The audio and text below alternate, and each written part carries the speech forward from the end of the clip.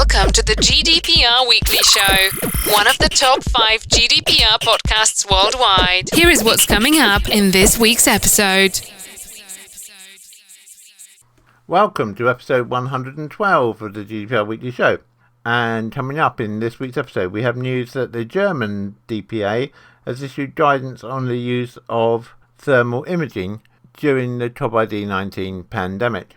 We then travel to Northern Ireland, where Tesco illustrate the difficulties of notifying staff of a positive COVID-19 test among their colleagues. And then staying on the subject of COVID-19, we look at home working and how you should carry out a data protection impact assessment for home working if you've not already carried one out. Then moving away from COVID-19, we have a report that the Department of Education has received a damning audit report from the ICO into its handling of personal data.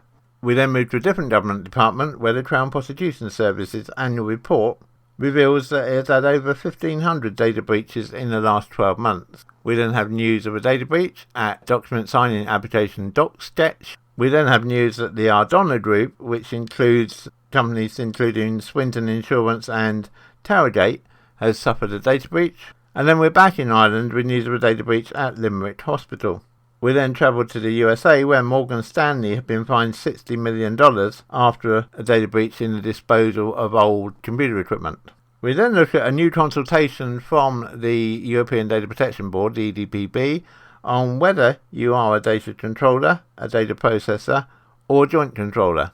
And finally this week, we have a reminder that your DPO, your data protection officer, cannot be fired, or indeed if an external DPO have a contract terminated, simply because you don't like what their report says. So as usual, a full range of articles for you this week. We hope that you find the information useful and informative. If you have any feedback for us, please do email us at feedback@gdprweeklyshow.com. We do read every single piece of feedback that we receive, and wherever possible we incorporate your improvements into the show. However, due to the volume of feedback that we receive, it's not always possible to respond to each piece of feedback individually. This is an important coronavirus update. Stay home, protect our NHS. We begin this week with news that the German DPA has published its position on the use of thermal cameras and electronic temperature checks in the context of the COVID-19 pandemic. Now, whilst at the moment these rules only apply in Germany, it's likely that they will be adopted by other DPAs across the EU and indeed the ICO here in the UK in the coming few days. So the German DPA originally voiced general criticisms of bodily temperature checking in context of COVID-19.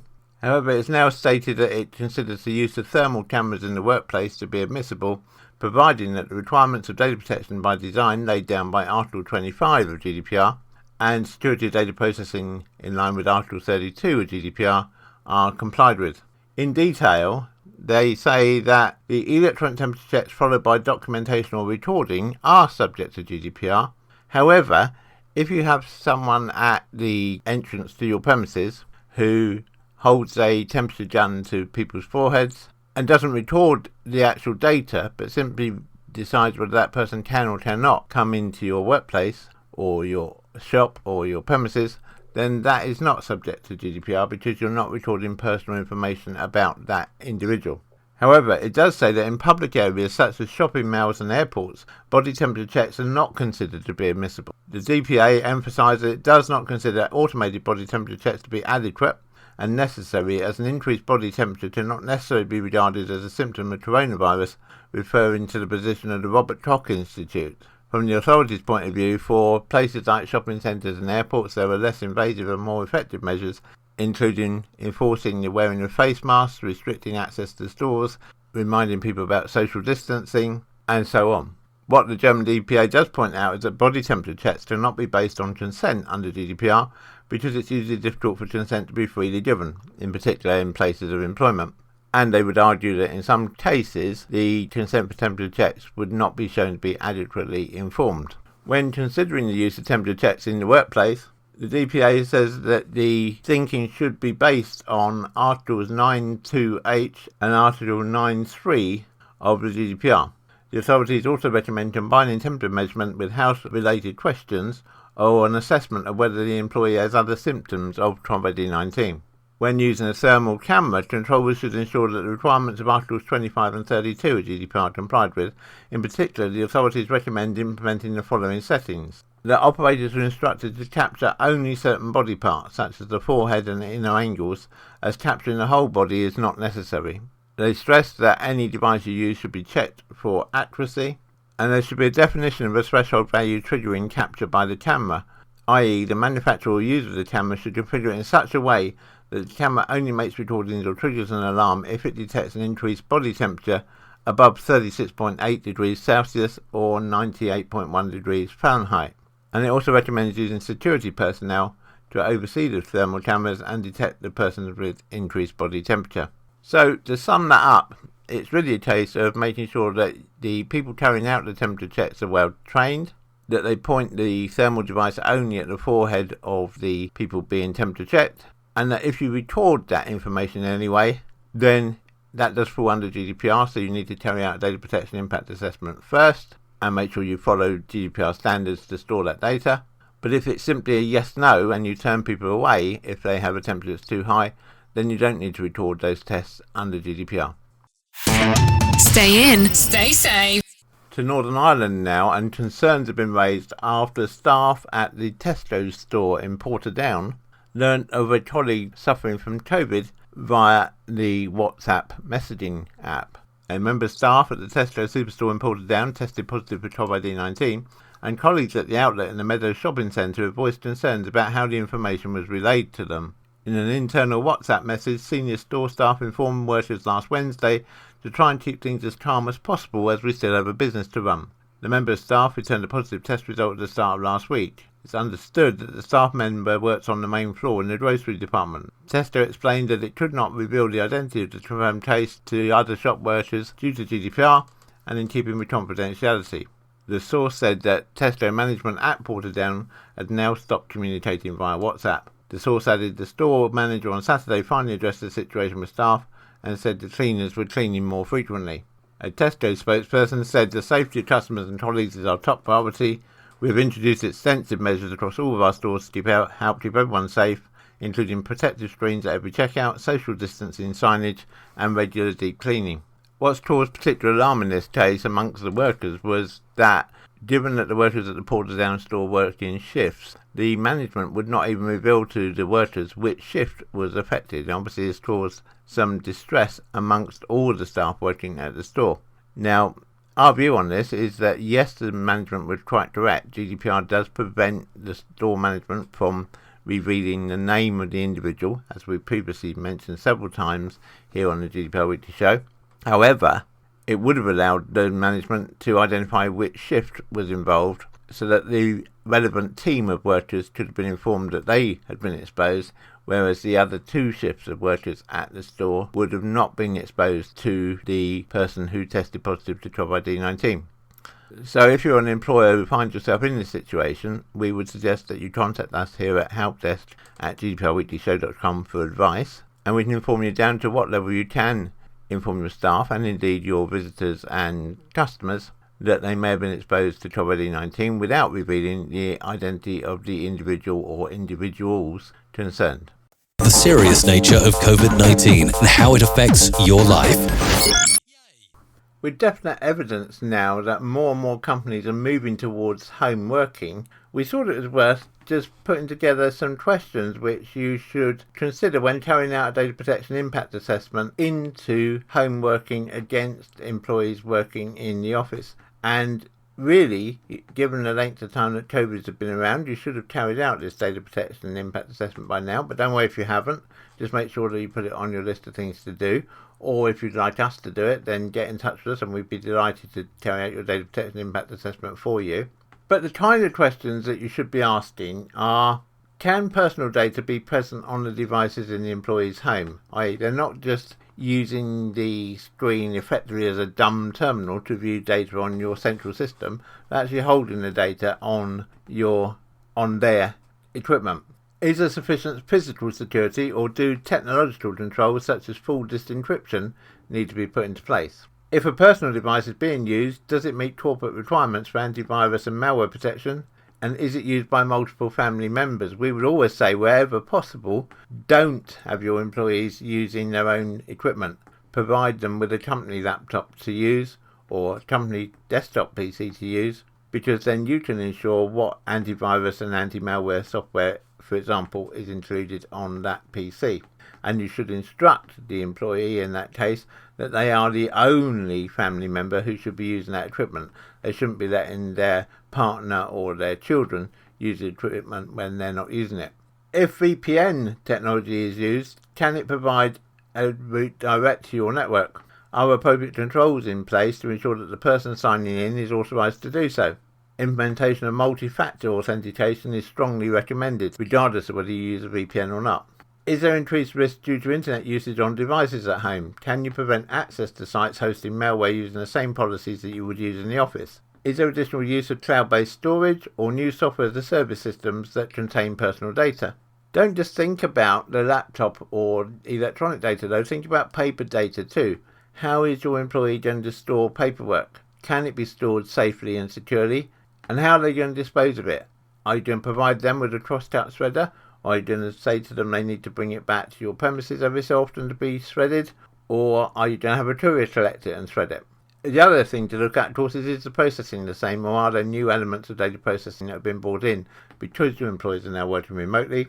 And then turning to video conferencing, does the increased use of video conferencing require a change to your privacy policies or any new consent? Because remember, for example, you can't really control with video conferencing someone taking a screenshot, which then means they've got an image of your employees' faces, which your employees probably haven't consented to revealing in your employee privacy policy.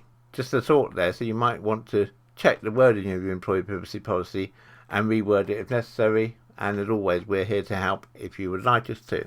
So having carried out that data protection impact assessment, what sort of things can you do to make your data more secure? Well, obviously, you can implement a VPN. You can also implement multi-factor authentication for all system access. You can ensure that each device has full disk encryption, so that if a device is lost or stolen, then having that disk encrypted could prevent the need to notify that data loss to the ICO. Having a mechanism to enforce corporate standards for devices connected to locations that could contain personal information and ensure that the appropriate antivirus and anti-malware protection is used and that disk encryption is in place. Consider using watermarking or labelling technologies to track personal information in documents. And just generally consider what systems you give people access to via remote access from their home. If you would like help implementing any of this, then please just simply drop us an email to helpdesk@gdprweeklyshow.com and we'll be delighted to get in touch with you and help you put the correct processes in place. And now, the rest of this week's news. Listeners in the UK will be aware that the Department for Education has had a bit of a torrid time during the COVID-19 pandemic, particularly with regard to the awarding of exam results to young people. This week, the Department of Education found themselves in further trouble when details were revealed of a compulsory audit carried out by the ICO into the Department of Education's handling of data. Perhaps it was inevitable that when the government's world-beating COVID-19 test and trace system seems to fall at every hurdle, and it's discovered that for all the billions of pounds spent on it, it's using Excel spreadsheets for part of its data processing, then it's perhaps no surprise that other departments have their own data management problems. However, the cause of this compulsory audit by the ICO at the Department for Education stems back to 2019, when the Department for Education was the subject of complaints stemming from the Against Borders for Children ABC group for apparently sharing information relating to minors secretly with the UK Home Office. At the time, the ICO said that DFE is failing to comply fully with its data protection obligations, primarily in the areas of transparency and accountability, where there are far-reaching issues impacting a huge number of individuals in a variety of ways. The department was also accused of refusing to allow parents to see their child's record in the National Pupil Database or to correct any inaccurate data. In light of these concerns, the ICO launched a compulsory audit into the DFE's data practice. In total, the report issues 139 recommendations for improvement, with over 60% being classified as either urgent or high priority. According to the audit, the DFE has no formal proactive oversight of any function of information governance, including data protection, record management, risk management, data sharing and information security, along with a lack of formal documentation. This lack of structure means that the department cannot demonstrate GDPR compliance. In addition, the ICO notes that a lack of central oversight of data processing activities exists within the department. The employees at the department have also come under fire, with internal cultural barriers and attitudes cited as reasons for a failure on the DFE's part to implement an effective system of information governance. The audit found that the role of the data protection officer within the department had not been established properly, that little training had been available to employees in data protection law, and what data itself was held by the Department for Education still remains murky, since there's no substantial record of data processing activity. Other points of note include that the DFE is not providing sufficient privacy information to data subjects. The DFE and the internal executive agencies have shown confusion over who or what is a data controller, joint controller or data processor. The department hasn't shown any certainty of those who obtain data controllers or processors, and so it's not clear what information should be provided. There's a lack of awareness amongst staff in the department on data protection, potentially upping the risk of data breaches. No experts are involved in the creation of data storage and retention record systems. No data protection impact assessments are being carried out in the correct and early stages of cases. And the privacy assurance team are risk assessing projects that they haven't been fully briefed on. So all in all, a pretty damning report. When it comes to storing data with other organisations, the ICO notes that only 12 applications out of 400 were rejected due to an over-reliance on citing public tasks as the legal basis under GDPR for the transfer of information. In a statement, the ICO said the ICO's primary responsibility is to ensure compliance with the law, and its policy is to work alongside organisations committed to making the necessary changes to improve data protection practice. The department has accepted all the audit recommendations and is making the necessary changes. For the Department for Education, a spokesperson said, "We treat the handling of personal data, particularly data relating to schools and other educational settings, extremely seriously, and we thank the ICO for its report, which will help us further improve in this area. Since the ICO completed its audit, we've taken a number of steps to address the findings and recommendations, including a review of all processes for the use of personal data and significantly increasing the number of staff dedicated to effective management of data. Furthermore, the department says that training plans have now been created for staff, and internal vacancies related to data management have been vastly increased over the last year, the majority of which have now been filled." We have to say, from our point here at the GDPR Weekly Show, we find this report very disappointing. That a central government department should have so many failings 2 years after GDPR came into force is really unforgivable. And so we hope that the measures put in place by the DFE will be implemented, will be followed by all staff, and that when the next audit is carried out, it results in a much more positive picture of data handling within the organisation. The Department for Education was not the only government organisation finding itself with GDPR difficulty this week, when it was revealed that the Crown Prosecution Service has recorded 1,627 data breaches over the 2019-2020 financial year. According to official statistics, that figure is up from 1,378 in the previous financial year. The data, which is contained in the annual report issued by the Crown Prosecution Service, reveals that 59 data breach incidents were so severe that they were reported to the Information Commissioner's Office. Analysis has revealed that the data breaches outlined have potentially affected up to 1,346 people. It's noticeable, perhaps, that the period from January to March this year saw by far the largest quantity of severe personal data incidents, with 21 data handling incidents leading to the loss of media disks or equipment, as well as an additional 18 incidents of unauthorised disclosure of case information, duly impacting no less than 1,233 people in total.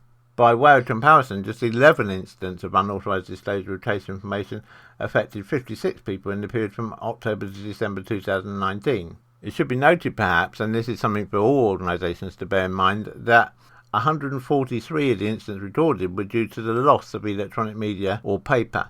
In the case of the Crown Prosecution Service, for 22 of these instances, the data has never been recovered.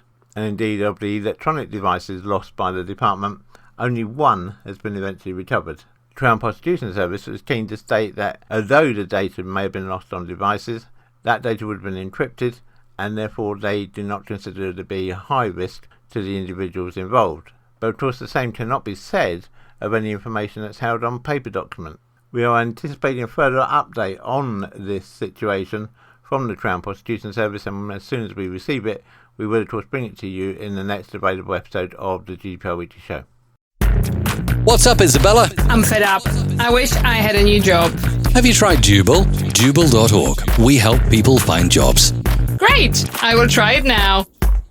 Electronic document signing service Docsketch is notifying customers about a security breach that took place over the summer.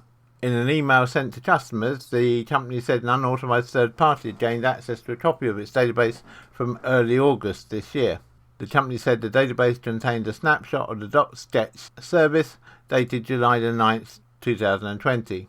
Docsketch founder Ruben James said this database contained contact information and form fields related to documents filled out by users and users' recipients. James said the intruders did not access the documents themselves, but they could read what information users had filed inside the documents, such as names, signatures, personal data, and even payment card details. In addition, the database also contained login information and user contacts, i.e. persons who'd been asked to fill in documents. Passwords were also included in the data, but Docsketch said the password strings were sorted and hashed, although they've not clarified what algorithm they've used to hash the passwords. Docsketch is now notifying customers who it believes were affected.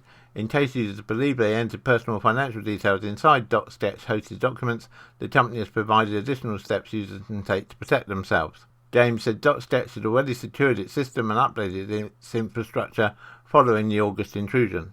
He said, "We're still working out the details, but rest assured this is our top priority and we're going to continue making significant security and infrastructure updates." The Ardonagh Group, one of the UK's largest independent insurance brokers, has suffered a data breach this week. The Ardonagh Group was formed in 2017. Following a series of acquisitions in 2018, Ardonagh brings together best-in-class brands including Ardonagh, Aracas, Bishopsgate, Bravo Group, Carroll Nash, Geo Underwriting, Price Forbes, Swinton, Towergate and Uris. In a statement, Ardonagh Group said, "We are investigating a cyber incident which has caused disruption across a limited part of the Ardonagh Group of companies. The incident was identified as a result of the routine comprehensive monitoring we have in place. We immediately took all necessary action, including taking impacted systems offline, and have implemented our business continuity plans in the impacted business units to minimise disruption to our customers. We are working with third-party forensic and IT experts to manage the situation and are in the process of carrying out remedial action. If we receive any update from Ardonagh, we will of course bring it to you in the next available edition of the GDPR Weekly Show." You're listening to the GDPR Weekly Show with your host, Keith Budden. To Southern Ireland now, where a data breach has affected some 630 patients at the University Hospital in Limerick. It's understood that the UL Hospitals Group is writing to 630 patients over a breach of their data at the University Hospital. In a statement released today, the UL Hospitals Group said the data breach relates to patients who had attended the emergency department at the hospital between the 18th and 22nd of April this year. The statement says the data in question was extracted from an automated system used in the emergency department to dispense medication safely. It was extracted without HSE knowledge or approval by an employee of a company which was then supporting the system and not by any employee of the HSE. The information was published online in the form of a file linked from a Twitter account. The file contained patients' names, date of birth and the names of medication dispensed while they were in the emergency department.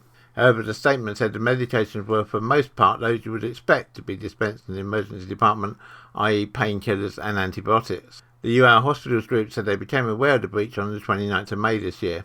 A spokesperson said that immediate actions were taken by the HSE and by the Hospitals Group to protect patient data. Twitter blocked the link to the data and disabled the account in question. It's understood that the Irish Police, the Garda, have been notified and that the HSE obtained a High Court order on the 5th of June restraining the individual concerned from communicating confidential information. The breach was also reported to the Irish Data Protection Commission on the 29th of May this year. The group said it was now writing to patients to comply with data protection regulations and to advise that there remains a residual risk of further unauthorised disclosure in spite of the High Court injunction that remains in place to restrain the individual from further sharing the data. Where the patients concerned are children, the group is writing to the parents or guardians. It's understood that of the 630 patients involved, some 95 are children. A spokesperson said, "We have apologised to our patients in writing for this data breach and for any distress this will cause. We have also set up a helpline and shared these details with the patients concerned." UL Hospitals Group has also convened a serious incident management team to investigate this incident at a local level and take any necessary actions to further secure patient data. Regular listeners to the GDPR Weekly Show might remember that back in episode 107 we brought you news that Morgan Stanley were to face a legal class action over the failures in their disposal of used computer equipment. Well, this week, in addition to the class action, which is still ongoing, Morgan Stanley has agreed to pay a $60 million fine for its repeated failures to adequately protect customer data when disposing of old equipment. The United States Department of Treasury's Office of the Comptroller of the Currency said this week that both Morgan Stanley Bank N.A. and Morgan Stanley Private Bank N.A. failed to make proper precautions to protect customer data when it shut down 2 data centers for its US wealth management operations in 2016. The bank did not maintain inventory of the customer data on those systems and did not properly oversee the contractors it hired to make sure customer data had been wiped from the old equipment. The bank informed affected customers this July after it was instructed to do so by the OCC and provided 2 years of free credit monitoring and fraud detection services with Experian. In a statement, the OCC said, among other things, the banks failed to effectively assess or address risks associated with decommissioning its hardware, failed to adequately assess the risk of subcontracting the decommissioning work, including exercising adequate due diligence in selecting a vendor and monitoring its performance, and failed to maintain appropriate inventory of customer data stored on the decommissioned hardware devices. The OCC said that Morgan Stanley's failures to make sure adequate protections were in place was part of a pattern of misconduct, noting that the bank had a similar situation in 2019 when servers in some branch locations were replaced. Morgan Stanley told some state attorneys generals it couldn't locate the older equipment containing unencrypted customer data.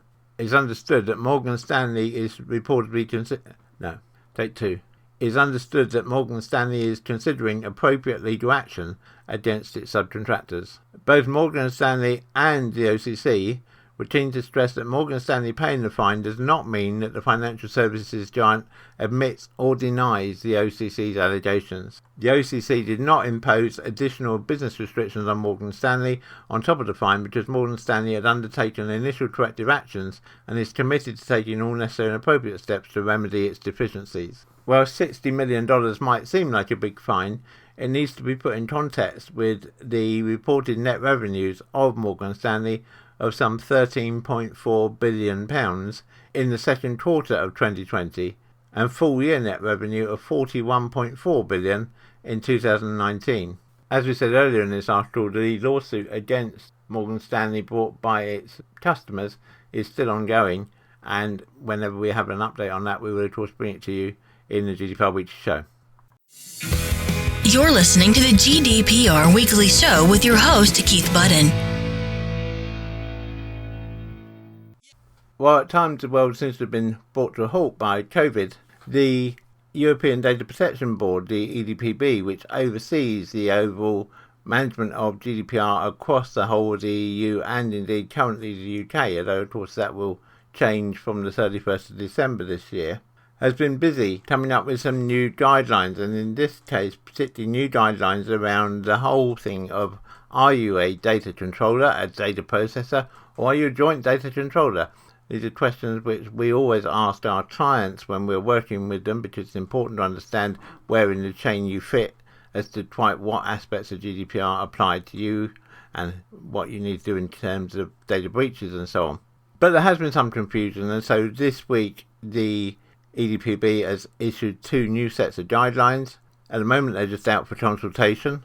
The consultation ends on the 19th of October, and so to determine whether an entity is a controller or a processor, the EDPB highlights the necessity to look at the entity that initiates, participates and dictates the decision-making process regarding the data and the means of processing the operations at stake. Now, in many cases, of course, this will be obvious, but where the processing is more complex, or where maybe decisions about the processing are shared between one body and another, then the guidelines mandate a closer look at factual circumstances, and following the letter of Article 4.7 of GDPR, carrying out analysis on a per processing basis, the elements pointing towards the stakeholder which determines the purposes, i.e. the why, the means, i.e. the how, of a given processing operation. On this particular point, EDPP clearly stated in the guidelines that the mere determination of the purposes was not sufficient to qualify as a data controller, and added that instructions provided by a data controller to its data processor should also be documented so as to clarify the characterization of the respective roles. Now, this is an area where we suspect a lot of organisations will need to do some work, because whilst often there's a verbal agreement between data controller and data processor, that's not always followed up by a written agreement, whereas the regulations guidelines are now saying that that is necessary. So, according to the EDPB, the decision-making process is at the core of the assessment, and the fact that a contract states that an entity is not a controller, or even the fact that the actual controller would never have any direct access to the underlying personal data, has no influence as to whether an entity would be considered to be the data controller. As for data processors, after reminding that controllers and processors must be separate entities, the EDPB outlines that the requirement to look at the degree of influence an entity may exert over another, as a processor should always act on behalf of the controller and never on its own behalf. In some cases, however, a processor may participate in the decision-making process of the data processing pertaining to the means of the processing without prejudice to its qualification as a processor, inasmuch as the entity only participates in the determination of the non-essential means of processing. In that regard, the EDPB disassociated two categories of means. Essential means that these are actions that can only be determined by a controller, and which deal with the type of data processed, the duration of the processing, categories of data subjects, etc. Non-essential, which can be carried out by the processor, deals with more practical aspects of the processing, such as the choice of software, hardware, etc. The guidelines also draw emphasis to Article 28 of GDPR, which says that controllers and processors must formalise their relationship in a written legal instrument with binding effect. This does not have to be a paper document, it can be in electronic form. Such data processing agreement must address all the elements listed, but should not consist of a mere restatement of the regulatory provisions. Indeed, while GDPR provides for general goals to be achieved, it's left to the parties to negotiate the specific and operational implementation to achieve these goals, in particular with regard to the cost of the compliance and the cooperation between controllers and processors, especially in the case of a data breach. Furthermore, the agreement must describe in detail the key aspects of the processing operations, e.g. who are the data subjects and what are the categories of data involved, and the security measures implemented by the processor to safeguard the personal data whilst it's under its custody. While a processor may propose its form, the onus will remain on the controller to ensure that such descriptions are not only specific enough, but also sufficient to ensure its own compliance with GDPR. Finally, as part of the effective exercise of their control over the processing operation, controllers should always be informed prior to the change of engagement of sub-processors by their processor, and should in any case have the possibility to object to such appointment. And it's clear that many companies do not fulfil this. Many companies do not offer their clients, or indeed their employees, a option to opt out of a certain data processor processing their information.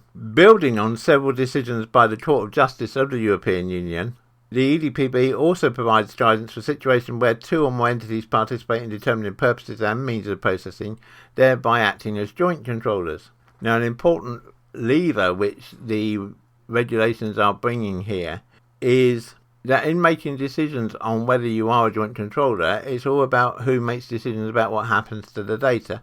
Do both parties have shared participation in that process? And importantly, would it be impossible to carry out the operation of validation of data without one of the entities agreeing? And again, further to Article 26 of GDPR, the document reinforces the need for any agreement between joint processors to be in the form of a written agreement. The agreement also needs to specify which of the joint controllers will be in charge of informing the individuals involved in the event of a breach, and also in relation to Articles 13 and 14 of GDPR. Even if in reality they retain a certain degree of flexibility in their agreement, joint controllers will need to allocate their respective roles and responsibilities on the basis of the factual circumstances of the data processing. Finally, key aspects of the joint controllership agreement will need to be made available to data subjects as per Article 26.1 of GDPR. In that regard, they will need to designate a unique contact point for the data subject, thereby mimicking GDPR's one-stop shop principle, and ensure that data subjects are able to determine which of the respective controllers is in charge of what compliance applications in a transparent manner, whether it be within the privacy policy or upon request to the Data Protection Officer, the DPO, or a company representative. So what best practices is the document recommending? It's recommending assessing the operational aspects of data collection and processing activities, especially pertaining to the decision-making process to determine whether you are a controller, a processor or joint controller. Whether acting as a controller or a processor, reviewing your data protection agreements to ensure that the requirements set forth under Article 28 of GDPR are given their full practical effect, and as the case may be, renegotiate such agreements where necessary. When acting as a joint controller, ensure that a proper joint controllership arrangement has been implemented and not merely a data processing agreement. And updating your privacy policy to reflect the essence of any joint controllership arrangement, or to designate a key contact to obtain more information related to this arrangement. Now, as we say, these arrangements are out for consultation until the 9th of October, but it's expected that the majority of them will be brought into force by the EDPB fairly shortly after the consultation closes. Help! I love this show, but I've got GDPR questions and don't know what to do. It's simple. Just follow the instructions coming up and the guys at GDPR Weekly Show will help within 24 hours. All you need to do is email helpdesk@gdprweeklyshow.com with the details of your GDPR issue, and one of our specialists will get straight back to you. Wicked! Thanks, Mike. Here at the GDPR Weekly Show, we've always recommended that best practice is to have an external data protection officer, a DPO. Now, some would say, well, of course, you're bound to say that because you provide external DPO services, and we can't deny that. That's very true. But that's not our reason for making the statement, and that's perhaps been brought home this week by a court judgment in Germany. In case you're not familiar, GDPR says that you cannot dismiss a DPO or terminate the contract in the case of an external DPO simply because you've had failings in GDPR and you don't like what the DPO's report says. The case in Germany this week concerned a female employee who was appointed as the data protection officer for a company. The company decided, because of the current times, that it needed to make people redundant. However, it still remained over the threshold of the number of employees where you need to have a data protection officer under GDPR. And just as a reminder, if you have more than 20 employees engaged in the processing of personal information, then it is recommended by GDPR that you have a data protection officer. And if you have over 250 employees involved in data processing, you have to have a data protection officer. Back to the case in question, this lady had been appointed as a company DPO, and as I say, the company decided to make a round of redundancies, including the lady in question. However, she took the company to court because she argued that whilst they could terminate her contract of employment and make her redundant, they couldn't terminate her contract as the company's data protection officer. The court ruled in her favour, which perhaps gives an even more added level of protection to a data protection officer. So why then do we say it's beneficial to have an external data protection officer rather than an internal one? Well, firstly is that data protection officers must be free to make their report based on their findings under GDPR and not biased by whether they feel that the results of the report will have an impact on their future career within the company.